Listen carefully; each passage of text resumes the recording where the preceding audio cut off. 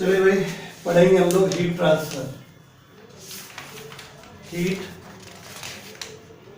Transfer, heat transfer क्या है, नाम से क्लियर हो रहा है। हीट ट्रांसफर एक प्रोसेस है। हीट ट्रांसफर या ट्रांसमिशन ऑफ हीट भी कह सकते हैं इसको। हीट ट्रांसफर या ट्रांसमिशन ऑफ हीट, ठीक है, हीट ट्रांसफर और ट्रांसमिशन ऑफ हीट, ठीक है। अच्छा, तो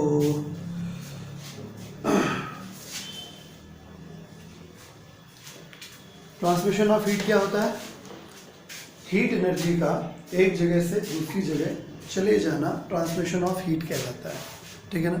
लिखिए, इसमें लिख लिया होगा, ठीक है। टॉपिक का नाम है ट्रांसफर, हीट ट्रांसफर और ट्रांसमिशन ऑफ हीट। इसके अंदर लिखिए the process of transfer, the process of transfer, the process of transfer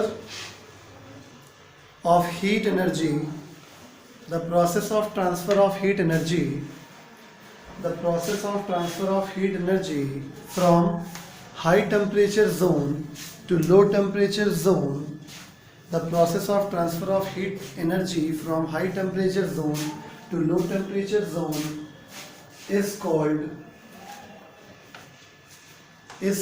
heat transfer or transmission of heat,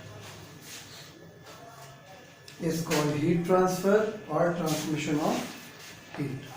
समझ गए? तो चैप्टर का नाम हीट ट्रांसफर या ट्रांसमिशन ऑफ हीट है। इसका तात्पर्य ये होता है, वैसे भी सबको पता है कि जब जैसे फ्लूइड होता है, पानी या कोई भी गैस किधर से किधर फ्लो करती है, हाई प्रेशर जोन से लो प्रेशर जोन की तरफ, ठीक है, क्लियर। उसी प्रकार से, ठीक है, जैसे चार्ज होता है, करंट जो होती है, करंट किधर से किधर फ्लो करती है, करंट हाई पोटेंशियल से लो पोटेंशियल, मतलब हर चीज के फ्लो के लिए एक डिटरमाइनिंग फैक्टर होता है। तो हीट के फ्लो के लिए भी बचपन से हम लोग पढ़ते चले आ रहे हैं, डिटरमाइनिंग फैक्टर क्या है? टेम्परेचर, ठीक है। हीट हमेशा हाई टेम्परेचर से लो टेम्परेचर की तरफ फ्लो करती है, करंट हमेशा हाई पोटेंशियल से लो पोटेंशियल की तरफ फ्लो करती है, ठीक है। फ्लूइड हमेशा, फ्लूइड या लिक्विड हमेशा हाई प्रेशर से लो प्रेशर की तरफ फ्लो करती है ना। तो बात समझ में आ गया। हीट ट्रांसफर क्या है? ये एक ऐसा प्रोसेस है जिसमें हीट एनर्जी का फ्लो होता है हाई टेम्परेचर जोन से लो टेम्परेचर जोन की तरफ, ठीक है। अब ये हाई टेम्परेचर जोन, लो टेम्परेचर जोन सेम बॉडी में भी हो सकते हैं और अलग अलग बॉडी में भी हो सकते हैं। मैं ये क्लियर किए दे रहा हूं, ठीक है। मतलब जैसे कंडक्शन, जैसे कई मोड होते हैं, भी अगला टॉपिक हमारा ये modes of transfer of heat. एक होता है कंडक्शन, सुना होगा, एक होता है कन्वेक्शन और एक होता है रेडिएशन। कंडक्शन, कन्वेक्शन और रेडिएशन। कंडक्शन और कन्वेक्शन में हाई टेम्परेचर जोन, लो टेम्परेचर जोन मीडियम के अंदर ही मौजूद होता है, ठीक है। लेकिन रेडिएशन में हाई टेम्परेचर जोन अलग बॉडी में होता है और लो टेम्परेचर जोन अलग बॉडी में होता है। आई बात समझ में? ठीक है। इसलिए मैंने क्लियर कर दिया कि ये जो हम दो जोन की बात कर रहे हैं, हाई टेम्परेचर जोन और लो टेम्परेचर जोन, ये सेम बॉडी में भी हो सकते हैं और अलग अलग बॉडी में भी हो सकते हैं। तो हमने क्लियर भी कर दिया, बता भी दिया, वीडियो में रिकॉर्ड भी हो गया है। तो जब वीडियो आप देखेंगे तो आपको मिल भी जाएगा। तो हाई टेम्परेचर जोन और low temperature zone same body, same medium में होते हैं। किस किस केस में? कंडक्शन के केस में और कन्वेक्शन के केस में। रेडिएशन के केस में हाई टेम्परेचर जोन अलग बॉडी में होता है और लो टेम्परेचर जोन अलग बॉडी में होता है, ठीक है। तो अगली हेडिंग डालिए modes of heat transfer. Modes of heat transfer मतलब हीट ट्रांसफर के तरीके।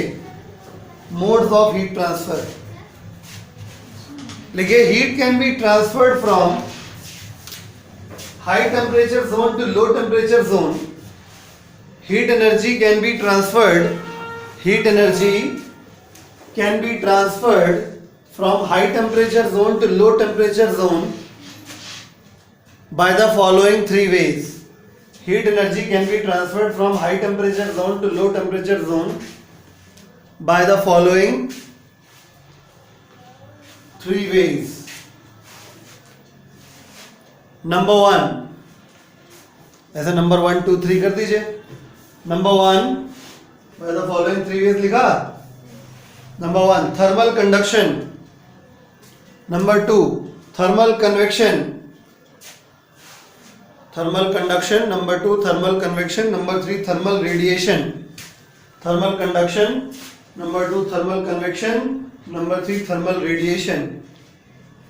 ठीक है, तो एक एक करके तीनों को पढ़ना है। कन्वेक्शन जो बीच वाला जो है उसमें केवल थोड़ी सी थ्योरी है आधे पेज की, ठीक है, ना उसमें कोई फॉर्मूला है, ना उसमें कोई डेरिवेशन है, ना उसमें कोई न्यूमेरिकल है, ना उसमें कोई क्वांटिटी पढ़नी है, कुछ नहीं। यानी बेसिकली पढ़ना क्या क्या है, मेनली कंडक्शन और रेडिएशन। आई बात समझ में? तो हेडिंग डाल दीजिए बड़ा सा, थर्मल कंडक्शन। ठीक है, तो हीट एनर्जी का हाई टेम्परेचर जोन से लो टेम्परेचर जोन में जाना हीट ट्रांसफर या ट्रांसमिशन ऑफ हीट कहलाता है। ट्रांसमिशन ऑफ हीट के लिए हाई टेम्परेचर जोन और low temperature zone same body में भी हो सकते हैं, सेम मटेरियल में भी हो सकते हैं, डिफरेंट डिफरेंट बॉडीज में भी हो सकते हैं। ठीक है, तो हीट ट्रांसफर के 3 तरीके होते हैं, 3 मोड होते हैं, कंडक्शन, कन्वेक्शन और रेडिएशन। कंडक्शन कन्वेक्शन में हाई टेम्परेचर जोन लो टेम्परेचर जोन बॉडी के अंदर ही होता है, और रेडिएशन में हाई टेम्परेचर जोन और लो टेम्परेचर जोन अलग अलग बॉडीज में होते हैं। ठीक है, तो थर्मल कंडक्शन हम लोग पढ़ने जा रहे हैं। थर्मल कंडक्शन में क्या होता है हम आपको समझाते हैं। इमेजिन करिए कि हमारे पास एक ये मेटल का एक सिलेंड्रिकल रॉड है, पतला भी हो सकता है, मोटा भी हो सकता है, इस बात का कोई लड़ाई नहीं लड़ना हमें। ठीक है, यहां पे एक क्लैंप कर दिया गया है, इस प्रकार से यहां पे एक क्लैंप है।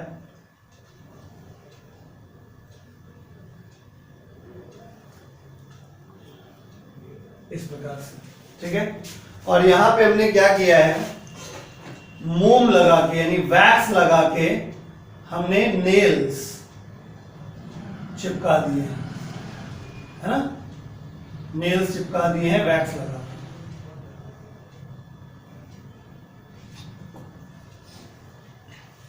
और इस एंड पे हमने एक कैंडल जला के रख दिए, ये हमारा मोमबत्ता हो गया। ठीक है, तो जब आपने कैंडल जला के रख दी तो ऑब्वियसली हीट का बनी बात है, इधर हाई टेम्परेचर जोन हो गया, ये सेक्शन जो हो गया वो हाई टेम्परेचर पे हो गया, हाई टेम्परेचर पे हो गया, और ये वाला लो टेम्परेचर पे हो गया। ठीक है, हीट हमेशा हाई टेम्परेचर से लो टेम्परेचर तक फ्लो करती है, तो हीट क्या होगी, यहां से यहां फ्लो करेगी। अब कहते सर हमको कैसे पता चलेगा? 2 तरीके हैं। ठीक है, पहला तरीका, या तो तुम यहां पकड़ के खड़े हो जाओ, थोड़ी देर बाद एहसास हो जाएगा कि हीट यहां से यहां फ्लो हो गई।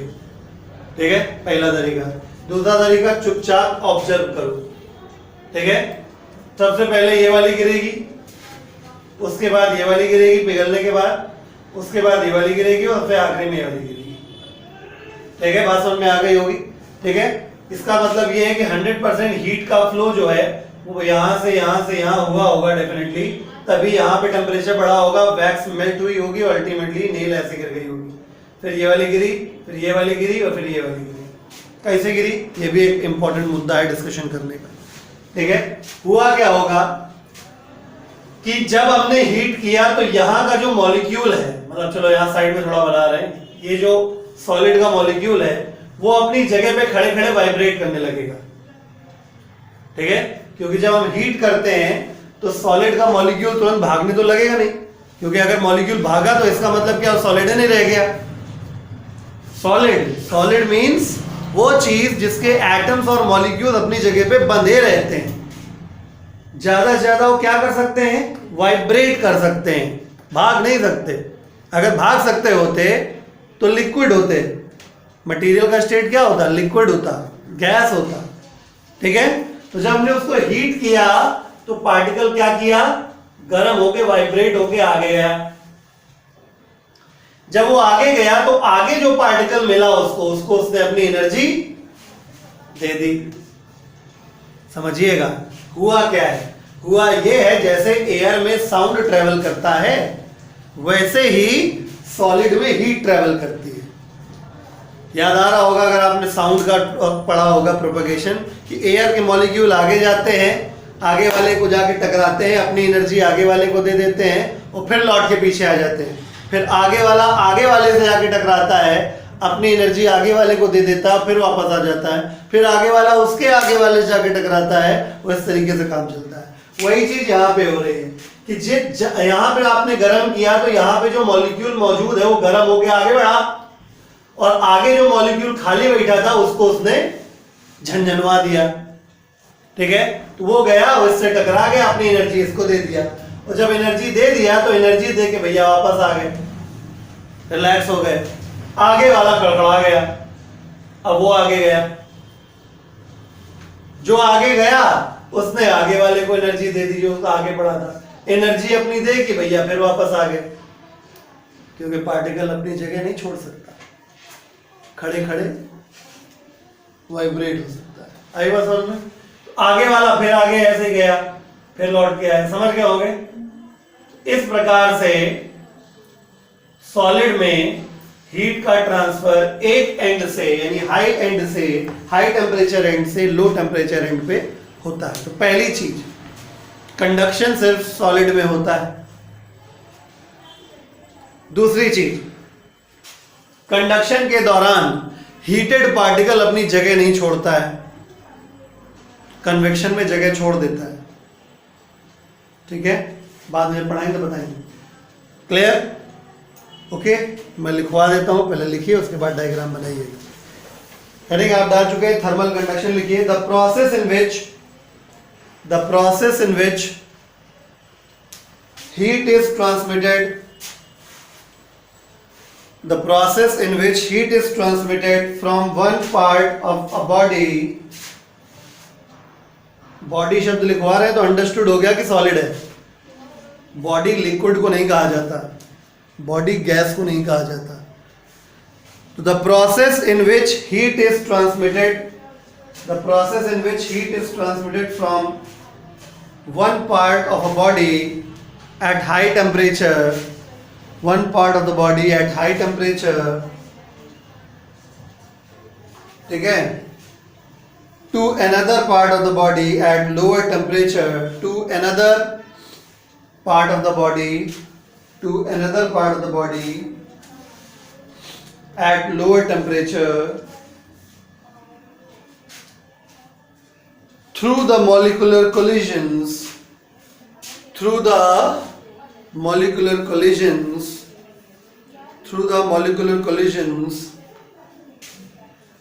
comma, without any actual flow of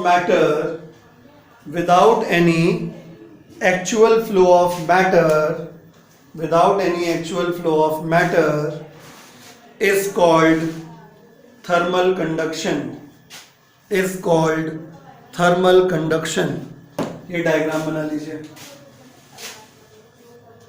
consider the situation, ये जो हमने बनाई है ये एक कंडक्टिंग रॉड है,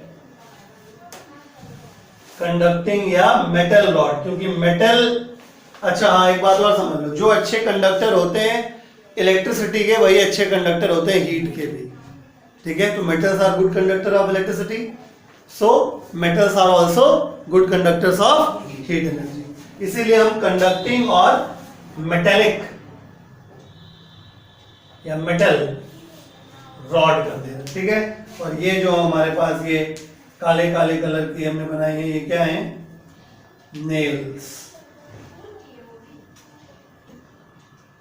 डायग्राम ड्रॉ कर लीजिए फटाक से। डायग्राम इलस्ट्रेट कर रहा है थर्मल कंडक्शन को।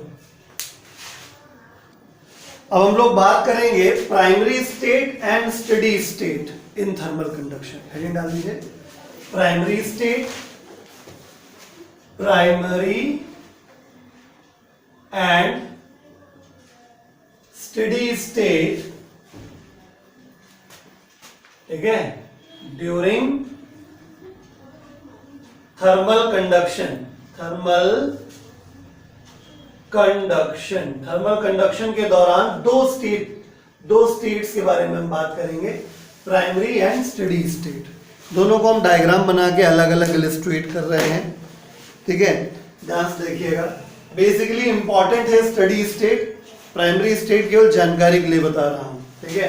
कि अगर बाई चांस तुम्हारा भविष्य में कभी वास्ता पड़ जाए तो तुम मन से हमको दो चार बातें ना सुनाओ, इसलिए ये बातें नहीं बताई थी उनको। भले ही आज की स्थिति में ये है कि अरे पता नहीं काहे सब जबरदस्ती झिलाए दे रहे हैं हमको, लेकिन भविष्य में बच्चे कहने से चूकते कहाँ, ले ये पता ही नहीं था हमको, तब याद नहीं आएगा कि उस वक्त हमने पढ़ने की इच्छा नहीं रखी थी। खैर देखिए,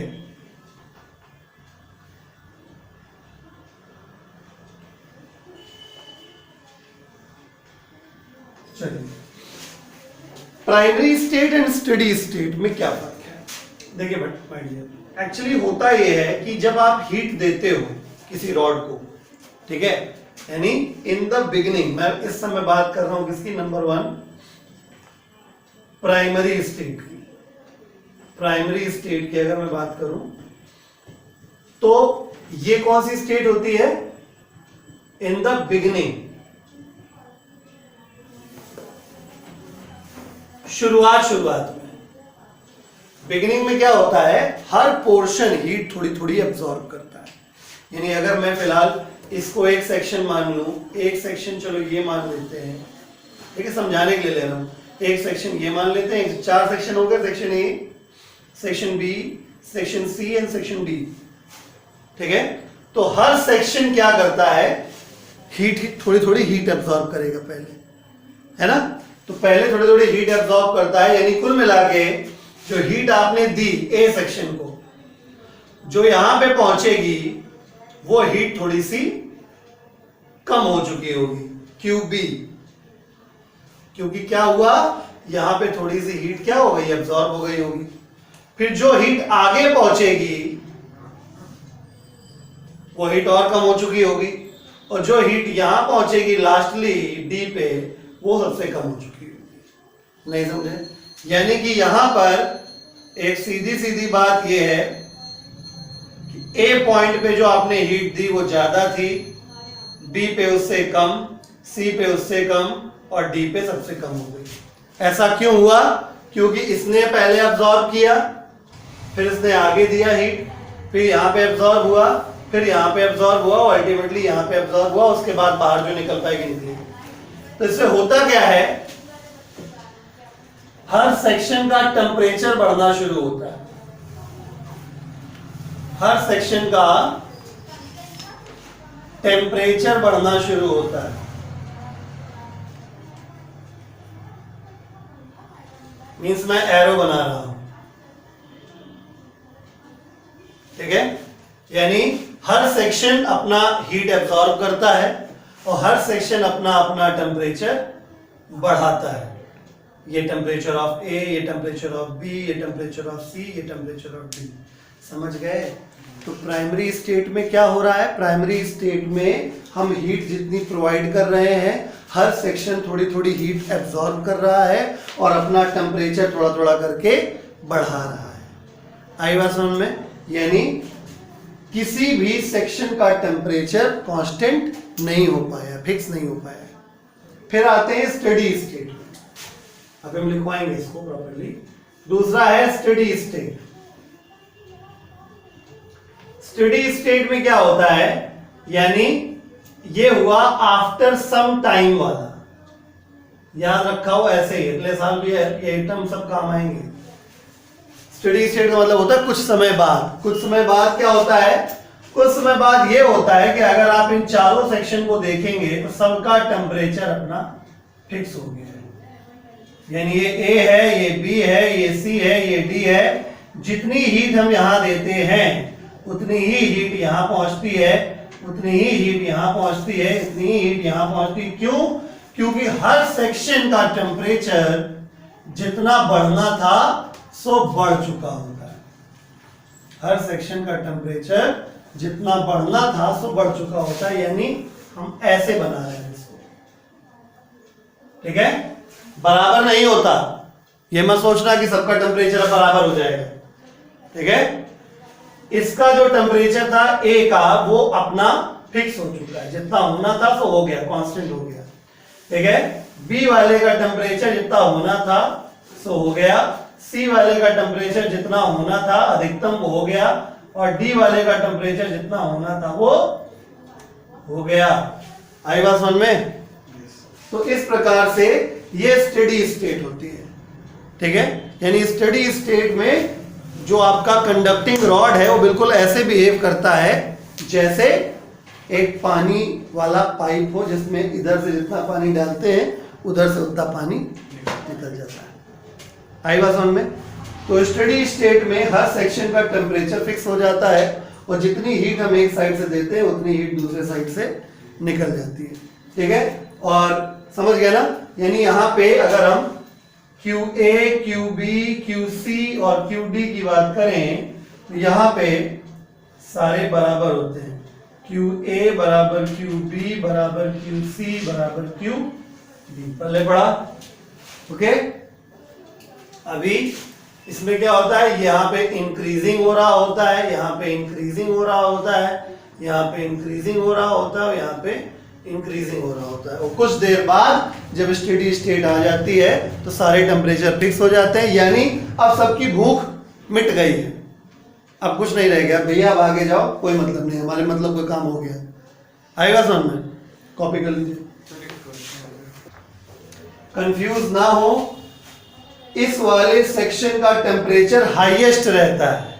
मैं जो एरो बड़े बड़े बना रहा हूं और ये जो लाइंस ड्रॉ कर रहा हूं, इसका सेंस है, इसका सेंस ये है कि ए वाले ने इतना पर्याप्त हीट खा लिया है कि इसका टेम्परेचर हाईएस्ट हो गया है।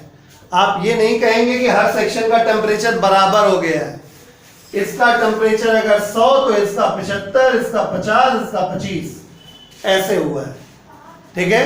अब अगर हम फर्दर हीट देते हैं तो ये 100 से आगे नहीं बढ़ेगा, ये 75 से आगे नहीं बढ़ेगा, ये 50 से आगे नहीं बढ़ेगा, और ये 25 से आगे नहीं बढ़ेगा, ठीक है।